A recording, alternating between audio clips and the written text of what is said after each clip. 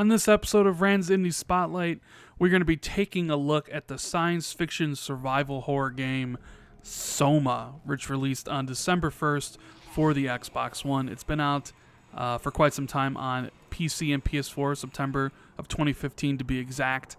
It is developed and published by Frictional Games, and it retails for $30. And I want to thank Frictional Games for sending over the code for the purpose of this video.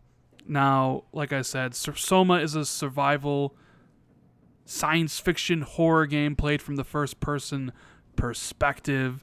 It does one thing incredibly well, and another thing ended up kind of being very disappointing, and I'm going to talk about why I think you should play this game if you are fans of the kind of exploration, walking sim, science fiction, survival horror games that have come previous to it.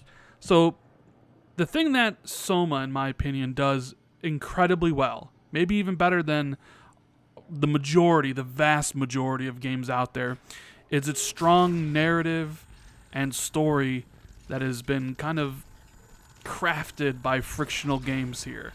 You play as Simon Jarrett, and I'm not going to spoil it, so no spoilers in this review. I'll be vague as possible because I don't want to spoil it for people who haven't played it yet, even though it is 2 years old. So you play as Simon Jarrett. It's a basic fish out of tail protagonist, right? He kind of ends up at this underground facility called Pathos 2 that has been destroyed. It's in disrepair. There's no one around. Some of the robots think they're human. So you're trying to figure out, number one, why the facility is in that state, with the mysterious circumstances surrounding it. So you're trying to figure out the past of it. And then, of course, you're trying to figure out how the heck you're here, because you're not supposed to be. And it does this through really good exploration, a lot of really great voice acting between Simon and some of the other characters in the game. It kind of starts out a little bit slow, but it really ramps up. And that's one of the things I liked, was exploring the environment, finding out clues, reading things about Pathos 2 and how it kind of ended up being what it is. And of course, then you get the philosophical questions, because this game basically asks a simple thing: what does it mean to be human? And that's all I'm really going to say about the narrative of the title. And I'm just going to leave you with saying it's one of the best sci-fi stories I've ever played in a video game. It kept me going. I finished it in 8 hours. I did it over a period of 2 days, like 4 hours a day in a row. I was hooked, man. I was really hooked. That narrative and that story really drove me along. As far as how the game looks, it's not a very good-looking game. Not even back in 2015. It's very rough around the edges, but what Frictional Games here does incredibly well is set the mood. You'll see a lot of dark lit places with something lit up. It just creates this great atmosphere for tension, like oppression, isolation. There's some really good lighting here that kind of really helps out with the mood of SOMA. And I really enjoyed that stuff. There's some really cool looking segments of the game, like when you're riding down the elevator and things like that. They're like, oh man, like, wow, this is, even though like the game doesn't really look particularly well, graphics wise, textures and things like that, the lighting and the way things are, they make for some really cool moments. Now, the worst part about the game is its Outlast-ish segments, because while you're trying to explore SOMA and learn more about the story and what is going on and why there are robots that think they're human, which is a pretty, what the F moment, sometimes you will be chased by monsters. And if they catch you, they will kill you. So just like Outlast, and just like Alien Isolation, because I feel this is more like Alien Isolation than Outlast, you kind of have to sneak around them, hide in rooms and let them pass. And sometimes there is a chase scene, similar to Outlast, so you got to run away.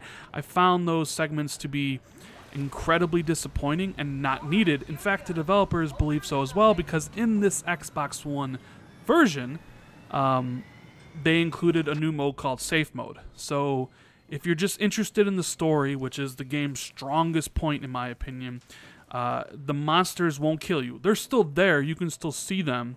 They just no longer, if you walk right up to them, you can just go right past them. No longer do you have to kind of stealth around and kind of interact and play the worst part of the game. So if that is how you want to play it, you can play it that way.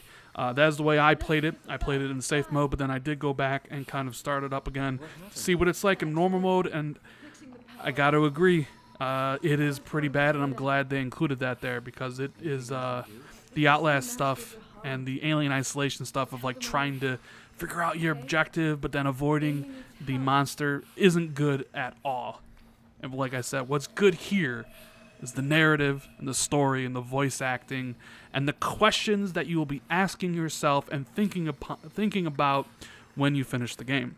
Now, as for achievements, this is a completely easy 1,000. Nothing is missable. As long as you beat the game, you should be able to get 1,000. So that is good for achievement hunters out there. I will say it's a little bit expensive. It took me about 7 or 8 hours to beat the game without any guides or any sort of videos or help. So you're going to get about a 7-8 hour experience. So $30. If you're a fan of this genre, I highly recommend it. Highly. I think this is a great like exploration game, so I highly recommend it for $30. If that's not your thing, because I know a lot of people aren't really fans of, you know, science fiction, survival horror, exploration, walking simulator type games, then pass on it for now.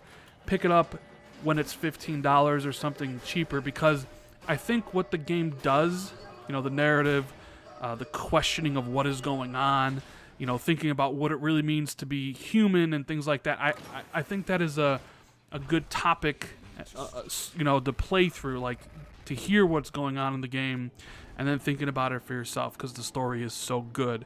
So I think it's worth the playthrough. It's just depending on how much you like these type of games. If you're a fan of the genre, immediately pick it up for $30. You will really like it, like I did, which is why I'm going to give this game an 8. Probably would have even been higher if I felt the monster segments actually added something to the game instead of detracting from the game like I thought they did. Anyways, guys, that is a review. If you enjoyed it, make sure you hit that like button to show your support for the channel. Hit that subscribe button if you're new or haven't already. Make sure you share this out on social media. Thank you guys so much for watching the video. I really do appreciate it. And I'll see you all in the next Ranzini Spotlight. Later, guys.